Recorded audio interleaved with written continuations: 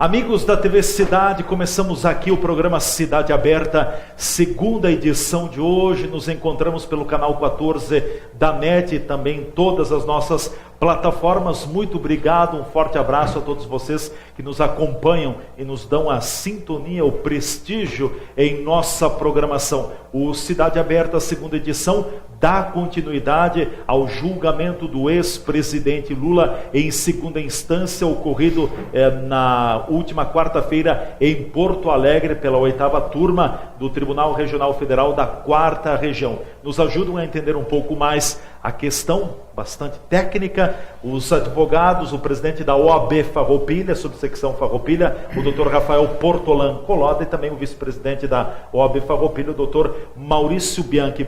Eu queria colocar, nesse momento, doutores, que a gente falasse, que vocês pudessem explicar para o nosso público também, porque, embora tenha tido toda a questão do contraditório, ampla defesa de todos os lados, enfim, argumentação, mas o processo ainda não está encerrado. Ainda cabem recursos, como já foi dito, dentro do próprio TRF4, e depois tem toda a questão de Brasília ainda no âmbito federal, que também pode ser acionada. Que desdobramentos, que etapas nós temos nesse caso? Tem os chamados embargos que podem vir pela frente. Explique um pouquinho sobre isso, doutor Maurício.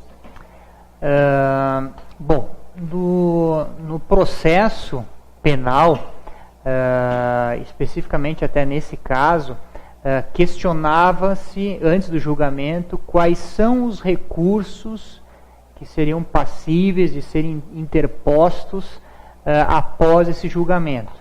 Então, comentava-se, a decisão vai ser por unanimidade, a decisão vai ser por maioria. Se a decisão tivesse sido por maioria, ou seja, 2-1 a favor, seja da condenação ou da absolvição, haveria a possibilidade de interposição dentro do próprio tribunal de, no mínimo, mais 2 recursos, ou seja, os embargos de declaração e os embargos infringentes. Quando é que cabe um e quando é que cabe outro? Eu vou citar primeiro os embargos infringentes para depois abordar a questão dos embargos de declaração. Os embargos infringentes é uma espécie de recurso que cabe quando a decisão colegiada, a decisão do tribunal, ela se der por maioria, ou seja, alguns julgadores julgam a favor de uma parte e outros julgadores, ou outro julgador, julga a favor de outra parte. Eu digo isso porque a turma pode ser composta por 3, 5 ou mais julgadores.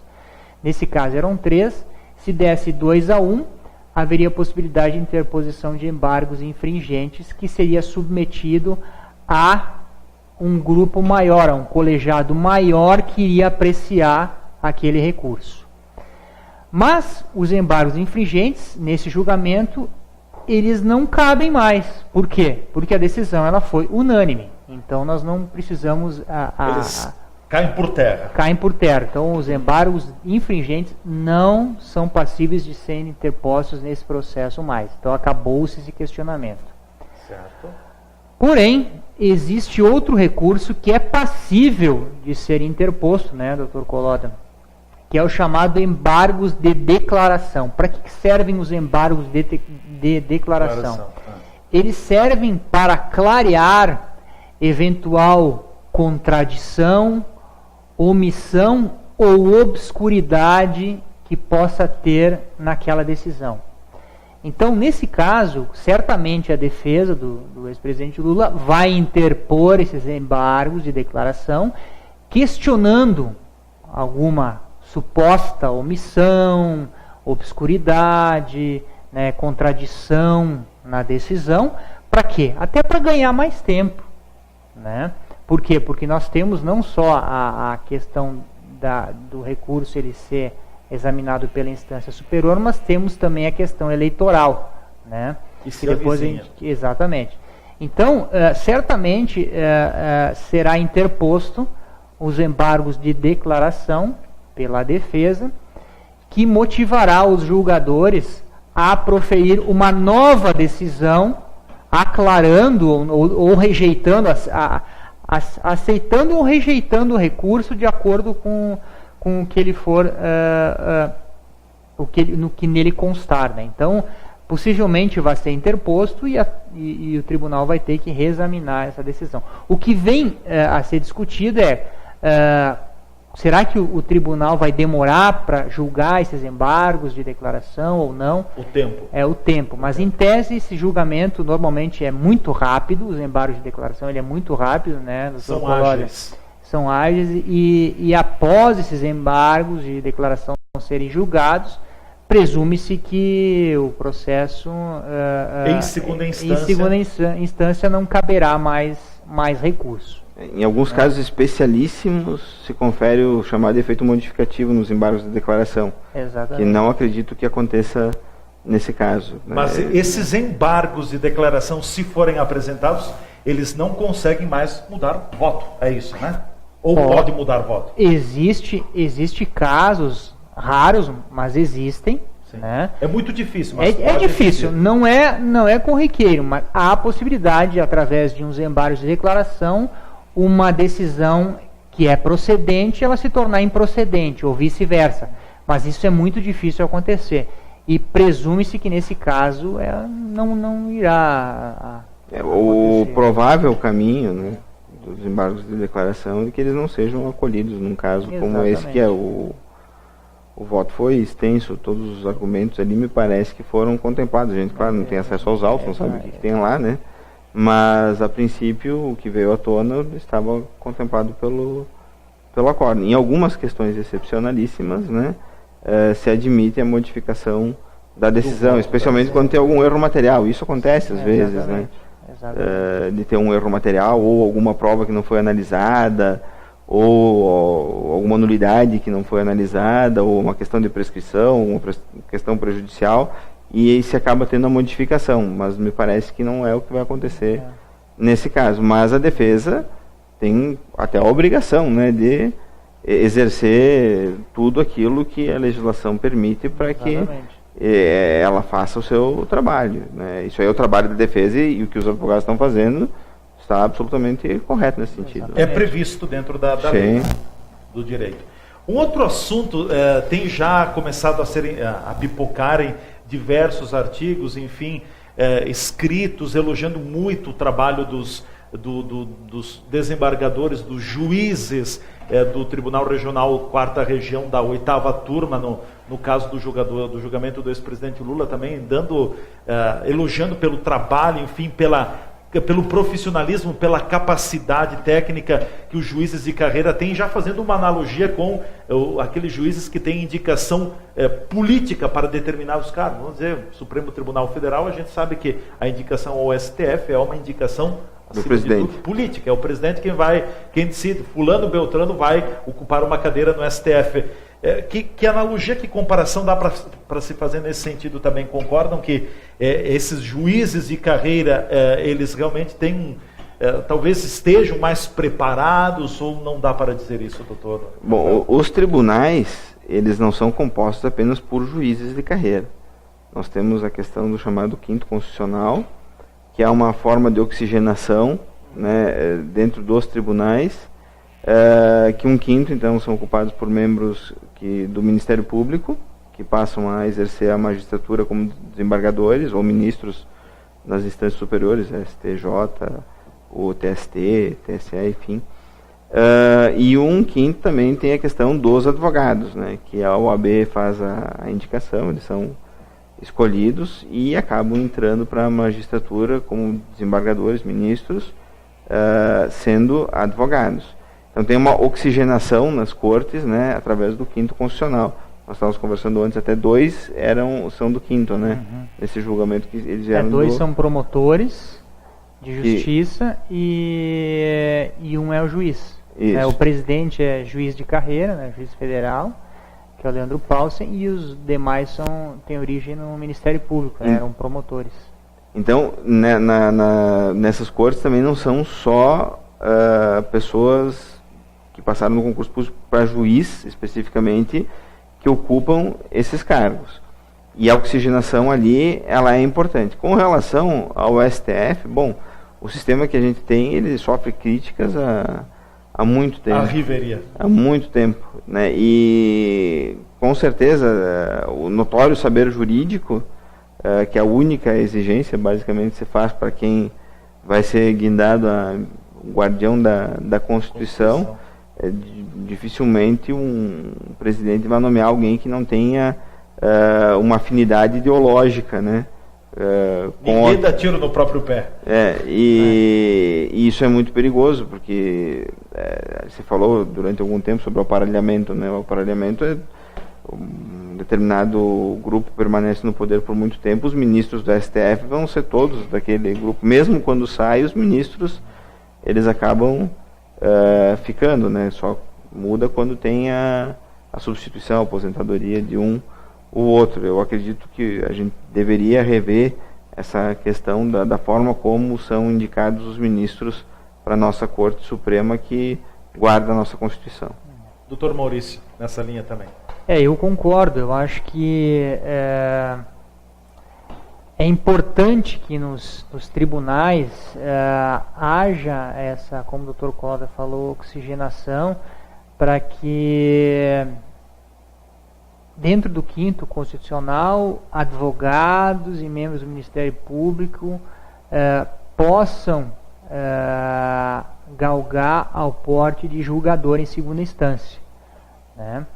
E com relação à forma de eleição dos membros do Supremo Tribunal Federal, eu acho que deveria haver uma modificação nos critérios de escolha, na medida em que, como o Dr. Collada comentou, a indicação ela passa por um critério eminentemente político, ou seja, o membro maior do Poder Executivo do país indica quem irá assumir a cadeira de ministro do Poder Judiciário na Corte Suprema do país. Aí vamos dizer, mas antes de assumir, vai passar pela sabatina do Congresso, né? Só que nós sabemos, né, que essa sabatina do Congresso, ela é, na maioria dos casos, pro forma. Ela vai ratificar o que o presidente... Ela referenda. Exatamente. Então, nós temos que modificar. Eu concordo que tem que haver... Eu nunca vi nenhum ministro ser recusado. Bom, eu quero agradecer a presença aqui do presidente da OAB, doutor Rafael Portolan Collada, está com compromisso em seguida. Doutor Maurício vai continuar mais um bloco conosco. Presidente, obrigado mais uma vez pela presença aqui na TV Cidade, sempre microfones, câmeras e estúdios abertos. Eu agradeço, Leandro, obrigado pela oportunidade, obrigado, Maurício, também, por fazer parte da nossa gestão aí, ser um grande trabalhador como advogado pela entidade, e também por dividir os conhecimentos aqui na bancada, doutor Maurício, muito culto, né? Prazer é todo meu aí poder trabalhar contigo aí nessa gestão da OAB aí, que tem sido muito, muito boa aí, muito elogiado.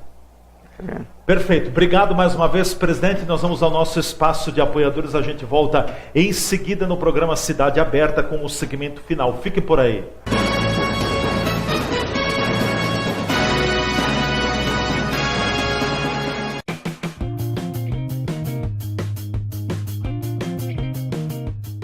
Olá, amigos da TV Cidade, um prazer estar aqui conversando com vocês, passando dicas. Sou a nutricionista Joana Butelli, né? Trabalho com nutrição clínica e esportiva. Então, vou passar para você algumas dicas desse meu dia a dia, do meu trabalho, tanto em consultório quanto quem gosta hoje de praticar um esporte. Dica principal, mais valiosa, acho, de todas, né? Aquela que a gente quer escutar, que a gente quer a mágica, significa alimentação saudável e atividade física. Não queiram inventar outra linha, não ser essa, né? Essa é a básica, essa é a que funciona. Leva um pouco de tempo, mas confiem que ela é duradoura, né? Praticar um pouquinho de exercício ao dia, 20 minutos bem intensos. Não precisa 40, 1 hora de atividade física. Tem gente que fica 2 horas, isso realmente cansa, né? Um professor que faça uma adaptação ao seu tempo. Então, acredito que uns 30 minutos bem feitos está excelente. E aquela alimentação da vovó, né? Quanto mais saudável for, quanto menos química tiver, quanto mais variada, colorida, equilibrada for, né? Para esse equilíbrio, nós estamos para ajudá-los. Procurem um bom nutricionista, um nutricionista que se atualizem, não muito modismo que a gente está vendo nas mídias. Essa é a dica que eu acho que vai levar vocês para o futuro do que estão buscando. Valeu!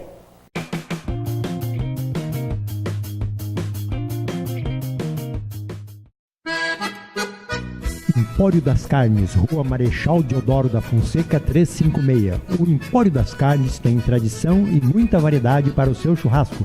Carne fresca com procedência, qualidade e higiene. A empresa oferece carne com cortes especiais para o seu dia a dia e para aquele churrasco. Além dos seus já tradicionais clientes, atende também a diversos restaurantes e cozinhas industriais em Farroupilha e Caxias do Sul. Todas as segundas, terças e quartas tem promoção para as donas de casa. De quinta a domingo, a promoção para os que gostam do churrasco do final de semana. No Empório das Carnes, você também encontra uma variada linha de acompanhamentos e bebidas para o seu churrasco, almoço e janta. Temperos e acompanhamentos e grande variedade de congelados, inclusive diversas marcas de cervejas artesanais. O Empório das Carnes está à sua disposição na Rua Marechal Deodoro da Fonseca 356. WhatsApp 054 99990 0073.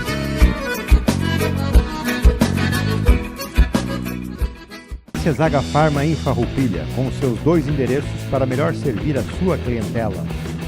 Pena de Moraes 397. Teleentrega 3261-3726.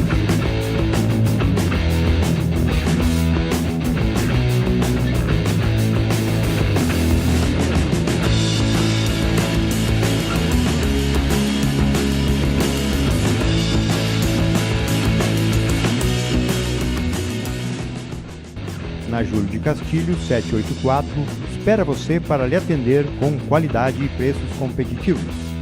A facilidade do cartão H-Pharma para você comprar em 5 vezes sem juros. Além de toda a linha de medicação, possui também uma grande opção de suplementos nutricionais.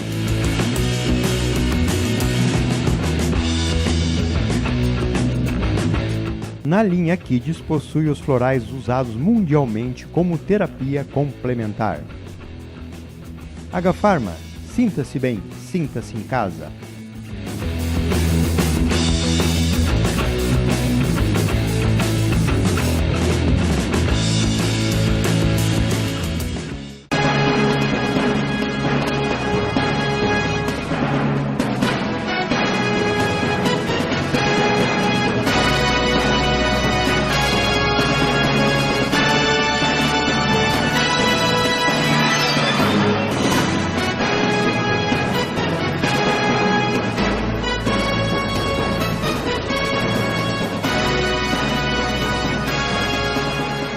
O programa Cidade Aberta da TV Cidade Farroupilha já está de volta. É o segmento final da nossa segunda edição. O programa de hoje falando sobre o julgamento do ex-presidente Lula pela 8ª turma do TRF4 Porto Alegre. Na última quarta-feira estava conosco, até pouco tempo também, o presidente da OAB Subsecção Farroupilha, o Dr. Rafael Portolanco Loda, mas continua conosco o vice-presidente da OAB Subsecção Farroupilha, o Dr. Maurício Bianchi. Doutor Maurício, acho que é importante citarmos também, porque o julgamento, independente da questão da espetacularização e da importância que foi dada a esse julgamento na última quarta-feira, mas me parece que é um fato que entra para a história também, porque é o primeiro primeiro ex-presidente do Brasil que é condenado. Ele poderá ter uma importância, esse julgamento, que ainda não é conclusivo, ele poderá ter uma importância muito grande do ponto de vista histórico para o país? Eu diria, ele poderá, ele já tem uma importância histórica, e se nós lembrarmos o PT, que é o partido do ex-presidente Lula, é o partido que sempre pregou a ética e a moral na política. Então, isso reforça ainda mais a importância desse julgamento, né? O presidente Lula sempre pregou a importância de fazer justiça social, né? De beneficiar as pessoas mais carentes, que eu acho que é importante. Sempre pregou a ética na política, né? E nós estarmos diante de uma condenação desse porte é algo muito relevante, que vai entrar para a história do nosso país como um ponto negativo. Então, sem dúvida, esse julgamento ele foi histórico. Dizem que houve uma espetacularização, mas de fato nós não podemos tratar um julgamento de um ex-presidente, né, possível candidato a presidente da República nas próximas eleições, nas trincheiras eleitorais, como um julgamento comum. Né? Certo. Então, e para a questão política, o resultado, o julgamento, ele tem um impacto muito grande em cima da esquerda brasileira. Não chega a destruir, mas seria um abalo bastante grande dentro da linha política esquerda brasileira? Bom, o presidente Lula, ex-presidente Lula, ele do meu ponto de vista, eu acho que a maioria das pessoas concordam, ele é a cara do PT.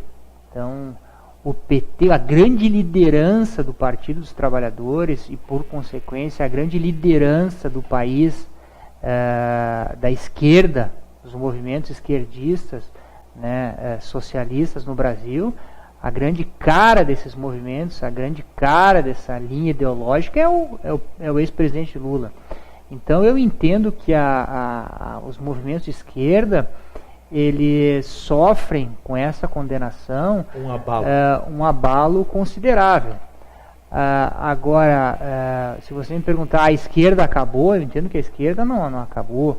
Agora, a esquerda, né, os movimentos esquerdistas, eles sofreram um revés bem grande e eles vão ter muito trabalho e vão ter que demonstrar para o povo brasileiro que algo que renove, recompor tudo isso, né?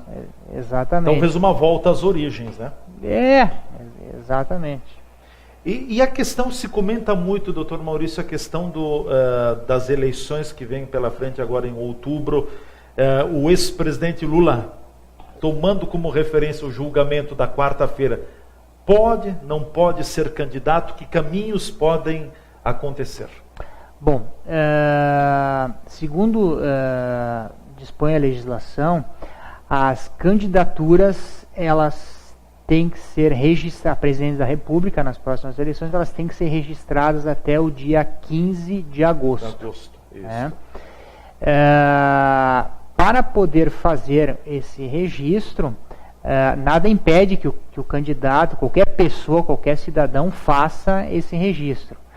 Porém, nós temos uma legislação, a chamada legislação da ficha limpa, que veda que um cidadão que tenha condenação de um tribunal, ou seja, um julgamento colegiado, né, que o condene por crime comum, não pode se candidatar, ou seja, esta pessoa ela se torna inelegível. Aí você vai me perguntar, bom, então o ex-presidente Lula não pode fazer o registro da sua candidatura? Eu entendo que poder fazer o registro pode, poder fazer o pedido de registro pode. Porém, esse pedido de registro, ele vai ser submetido, com certeza vai ser impugnado, né? E vai ser submetido a um julgamento pelos ministros do Tribunal Superior Eleitoral. TSE. E, se for observado o rigorismo da lei, né, não tem muito o que fugir, a candidatura ela vai ser indeferida. Né? Até hoje eu ouvi um comentário do ministro do Supremo, que é membro também do Tribunal Superior Eleitoral, foi presidente do TSE em gestão passada, e ele comentou que diante dessa situação ele entende que o presidente Lula ele se tornou e vai se tornar inelegível, né? O julgamento dos embargos de declaração eles vão ser de certa forma rápidos, né? E vai encerrar a possibilidade de recursos na segunda instância, né, o que inviabiliza de plano a candidatura do presidente Lula. Havia, de certa forma, uma esperança, né, dos movimentos aí que defendem o ex-presidente, de que o julgamento não se desse por unanimidade. Aí haveria mais recursos e permitiria que o processo não encerrasse até dia 15 de agosto, né, e permitiria, né, a interpretação de que, olha, não foi encerrado o julgamento no dia da inscrição do registro da candidatura, portanto, né, não poderia ser indeferida a candidatura. Então, só que essa tese cai por terra. O peso da unanimidade é muito grande. Foi muito grande, foi um revés muito grande aí para o presidente e para os movimentos aí que torciam aí para que a candidatura dele fosse passível de seguir adiante. O ex-presidente Lula, portanto, poderá ser barrado na lei da ficha limpa, na corrida eleitoral, uma lei que ele mesmo criou. Ele mesmo e um dos grandes idealizadores foi o próprio Partido dos Trabalhadores, foi um dos maiores defensores dessa legislação. Tanto é que a gente reforça aqui o que eu disse no início, o PT sempre foi o partido da moral e da ética, né? E não estou dizendo aqui que é só o PT que está envolvido na corrupção do país, né? Nós temos todos os partidos, tanto de esquerda, direita, o PP tem envolvimento, o PMDB, PSDB, bom, diga o partido que não tem. Exatamente. Então, todos os partidos. Mas o que chama a atenção é que é justamente por isso, né? O PT sempre pregou a ética, a moral, os bons costumes, idealizou essa legislação da ficha limpa, que foi importantíssima para o país, mas que agora teve o seu revés nessa própria legislação por eles idealizada. Para concluirmos, doutor Maurício, com o julgamento do ex-presidente Lula, talvez se abriu as portas, ou a porteira, vamos usar um termo bem gaúcho, para que se passe o Brasil a limpo na esfera política? Talvez o Lula seja o primeiro de uma série de outros políticos que também terão julgamentos de porte ou parecidos? Eu acredito, Leandro, já houve diversos julgamentos nessa linha, tanto é que o tribunal já julgou 77, já condenou 77 pessoas envolvidas na Lava Jato. Grandes empresários estão atrás das grades, grandes políticos influentes, como o Eduardo Cunha, estão atrás das grades. Então, o que nós... Gedel Vieira Lima, pessoas que se achavam acima Antônio do Palocci. bem, exatamente, pessoas que se achavam acima do bem e do mal, pessoas que se achavam intocáveis estão atrás das grades. Então isso é um alento para as pessoas de bem, e nós torcemos e esperamos que quando esses recursos chegarem ao Supremo Tribunal Federal, que seja mantido o mesmo rigorismo legal que foram aplicados até agora. Porque se houver um revés nessas decisões, né, que resultaram nessas condenações e nessas prisões preventivas, nós corremos o risco de retroceder em termos de limpar a corrupção desse país. Então, por isso que é importante que as pessoas se manifestem através das redes sociais, apoiando esses movimentos, que isso tem muito peso. Isso tem muito peso. Pode-se dizer que não tem, mas tem. As redes sociais, a mídia é muito importante nesse processo. Que nós possamos, juntos, né, dentro de padrões éticos, fazer com que o país mude definitivamente e seja um país mais próspero, mais honesto, mais ético, e que os recursos públicos sejam bem empregados, porque não se paga pouco tributo, e que o Brasil cresça, porque nós temos todos os elementos passíveis para nos tornarmos um país de primeiro mundo. Só falta exatamente limparmos esse país, e é o que nós estamos fazendo e esperamos que assim se continue. Doutor Maurício, obrigado pela presença, pelo tempo dedicado à programação da TV Cidade. Até uma próxima oportunidade.